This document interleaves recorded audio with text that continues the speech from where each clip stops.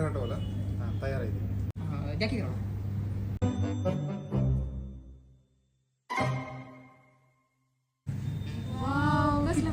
बनवलंय आपला मस्त बनवलं ना. सर किती झालं आमचं? 500 रुपये. मला पण काहीतरी पाहिजे. द्या ना पण काय द्यायचं. बरं काय पाहिजे तुम्हाला? घ्या मग काय. किती झालं आता? 5000 रुपये. कस काय?